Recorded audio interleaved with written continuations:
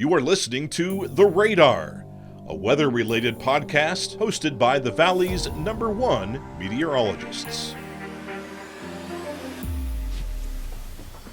Hi everyone, I'm Chief Meteorologist Eric Wilhelm here with 21 News, and this is the debut of the Radar podcast. It's part of our expanding family of podcasts here on 21 News, part of the OutQ podcast, if you will. And once a month, this kind of version of our 21 News podcast will focus on weather and weather-related things and science-related things as well. We won't just stick to strictly weather in this podcast. We'll talk about things like astronomy sometimes and other things that are kind of very sciencey or kind of weather adjacent, if you will. And we're debuting this podcast here in the middle of March in what is Ohio's Severe Weather Awareness Week. Pennsylvania has their Severe Weather Awareness Week coming up in April, but this week is where we focus on severe weather in the state of Ohio. And we're going to be talking about all aspects of severe weather all week long, not only on this podcast, but on our newscasts as well, on all of our social media outlets, and on the Storm Tracker 21 app as well.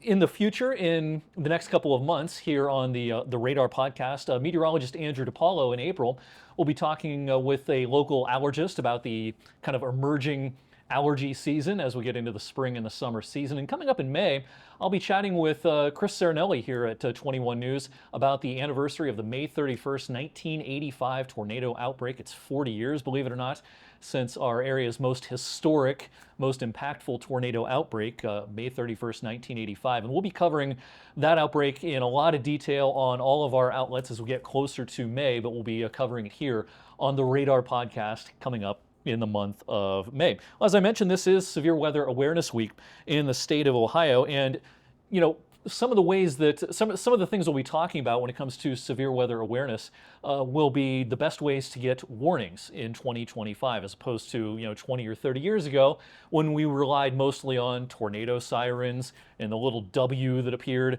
up in the corner of the TV screen. We've come a long way, not only since 1985, but over the last couple of decades as well. And there are many better ways to get warnings, including on our cellular devices, than we had just a couple of decades ago.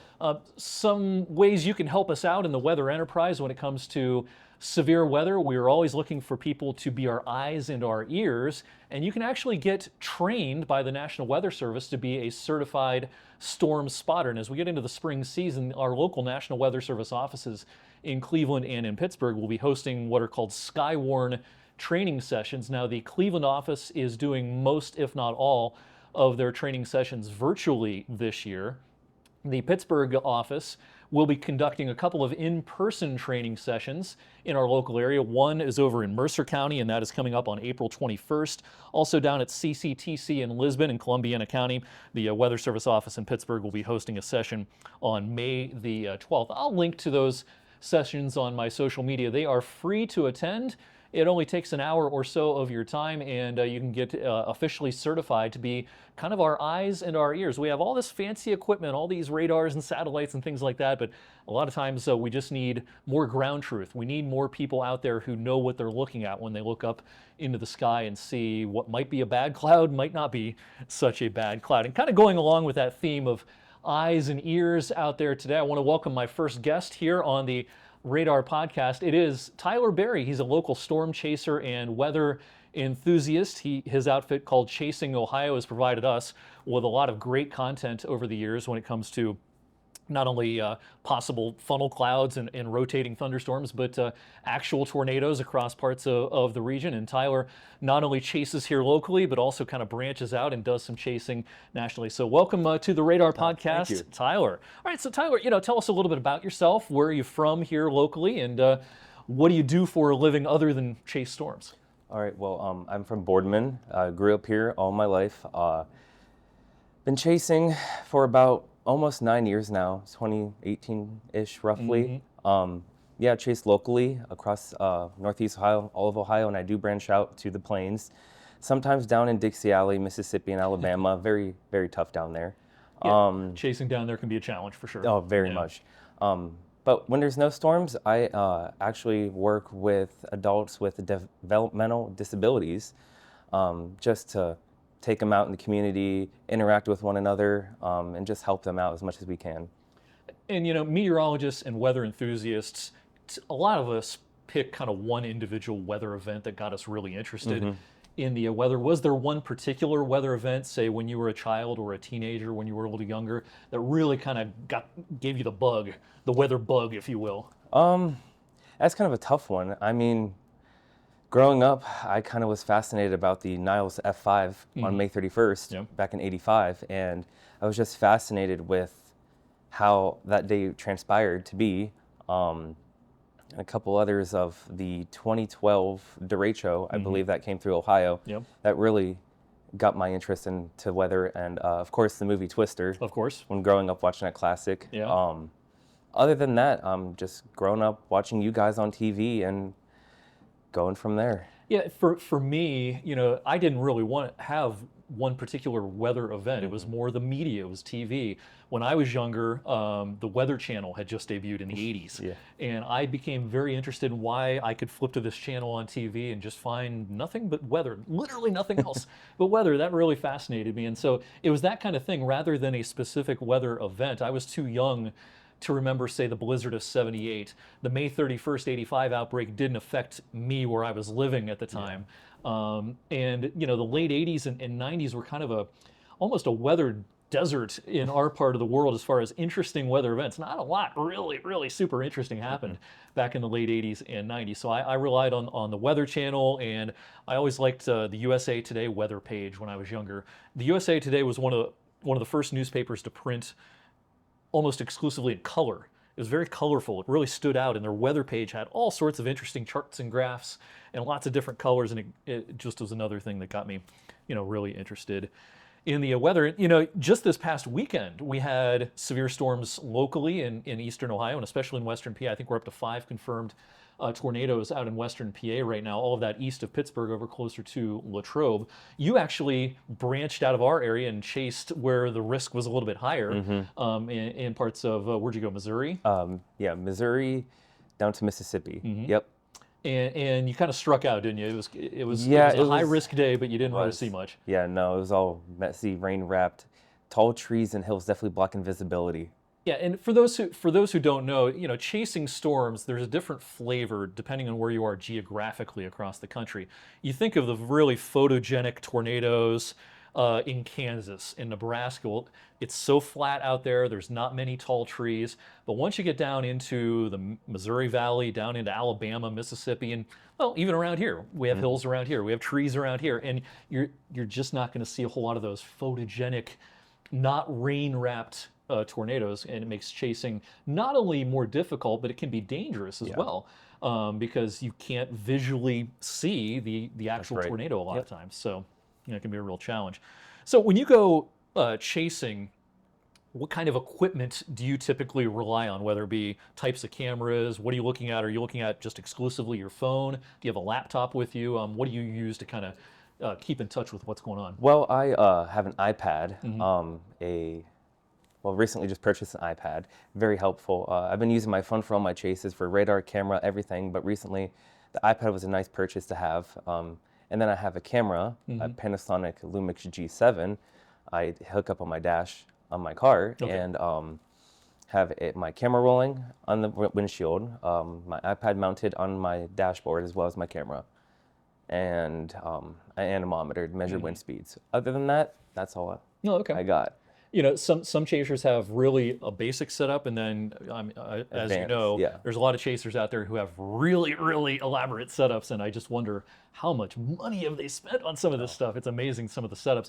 You know, are there any particular storm chasers that you idolize now or in the past, where you kind of looked at what they were doing and you thought, boy, I really want to do that. That really interests me. Well, when I was growing up, Reed Timmer, of course, on doing the show Storm Chasers, really piqued my interest more in just watching them and do what they do. But there's a bunch of other chasers out there that I've got to meet over the past few years that have really taught me more than what I know now. Yeah. You know, Reed Timmer is probably one of the more famous names out there. Yeah. In recent years, he's become associated. He's worked with AccuWeather a lot. He has kind of branched out into a lot of different kind of mediums and organizations as well. And, you know, he's one of those people who provides some really incredible content sometimes. He really has a knack for being in the right place at the right time and being able to photograph and video events, not just tornadoes. He chases a lot of wintry events sometimes as well.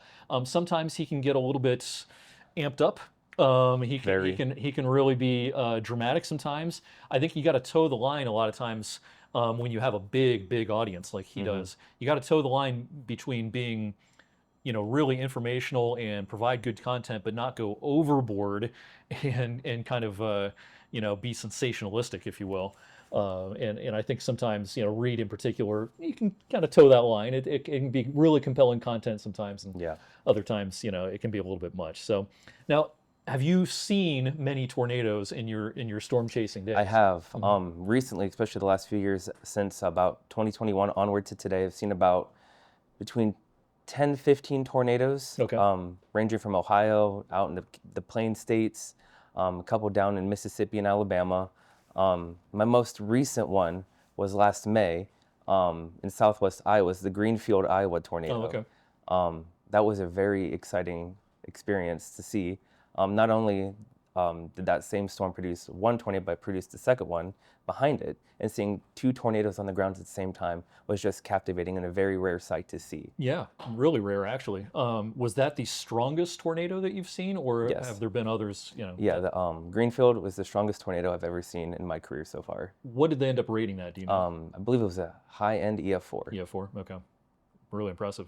The tornado, just for those who aren't familiar with the enhanced Fujita scale, an EF4 is only one level, of course, below an EF5, and that's as high as the scale gets. The swarm of tornadoes in western Pennsylvania during this past weekend, just before St. Patrick's Day, they were all EF1s, which can cause a lot of problems. A lot of shingles can come off, a lot of tree damage, and it can be, it can be a big problem. But an EF4, EF5, those are very rare beasts, and we use the scale called the enhanced Fujita scale now. Back in 1985, again, we'll be talking about that outbreak a lot in the coming weeks. The tornado that touched down near Ravenna and then went through Newton Falls and Niles and eventually Wheatland over in Mercer County, that was an F5. We used just the regular Fujita scale back then. It's that scale has been changed a little bit in recent years. We call it the enhanced scale now, but still that was as high end of a tornado as we have back in 1985, the one that ripped through parts of Trumbull and Mercer counties. All right, so going forward into the future, as times change, technology changes, we have more information available at our fingertips. Do you have any plans in the future to upgrade equipment, to do anything different than you're kind of doing now as far as chasing locally or elsewhere? Well, some future plans that I had in mind were upgrading some more camera gear. Currently what I have, I wanted to get a couple fences to put on top of my vehicle, especially for hail, to prevent my windshield from getting shattered. That's a goal of mine to definitely do in the future. Get an anemometer hooked onto my car roof for proper measurements of wind, and potentially get a laptop so I can just have more eyes around to monitor what's going on. In the weather business, whether you're out chasing or whether you're here in the studio, we can never have enough screens. We want all the screens. That is for sure. So, if people want to follow you, whether they're chances are they're listening to this podcast, they're local to our area, and if they want to follow you on social media and you have a YouTube channel, how can they find you? You could find me Chasing Ohio on Twitter, well now known as X, TikTok, and YouTube. Excellent. And Tyler provides a lot of content for us that we share on our social media. So if you follow me or any of us on our social media, you'll a lot of times see us retweet something that he's tweeted or tagged us in, and so you can find that and follow him from there as well. And your YouTube channel always has some great content as well. So with that being said, we're going to wrap up our first episode of the Radar podcast. And just a reminder, again, we're going to be doing this once a month, and it's not always going to be severe weather related. We're going to branch out into different aspects of meteorology, bring you behind the scenes a little bit as far as just the basic things like how we make forecasts and things like that. And we'll be talking about some weather adjacent topics as well. And just so we can take a moment to plug all the ways you can find our content here on 21 News in terms of the weather. The most important thing you can do is download the Storm Tracker 21 app. We think it's the best weather app that you can find for our local area. You can track storms on the interactive radar. All the forecasts on the Storm Tracker 21 app are human created. We type those things in manually. Most weather apps these days are completely automated. There's very little, if any, human input whatsoever, and our app really stands out for that. So the hourly forecast, the daily forecast, all human driven by our team here at 21 News. Follow us on social media, including X and Facebook and Instagram, and I'm on TikTok, I'm on Blue Sky. You can follow us, and me especially, in just about every venue there is when it comes to social media. And in kind of in the same vein as this podcast, I do a video each evening that I work, usually Monday through Friday, called Weather for Weather Geeks. And it's a video that allows me to kind of stretch my legs a little bit and talk about not only just the basic forecast stuff, but kind of get into the meteorology a little bit and get kind of geeky, and it's stuff that I just don't have time for on our newscast. So you can check that out each evening, usually Monday through Friday. I usually get that online by about 7:30. It's Weather for Weather Geeks. That's on my YouTube channel, and I always link to it on my social media as well. So we'll wrap things up on this initial version of the Radar podcast here at 21 News. Thanks for listening, thanks for watching, and have a great rest of the month of March.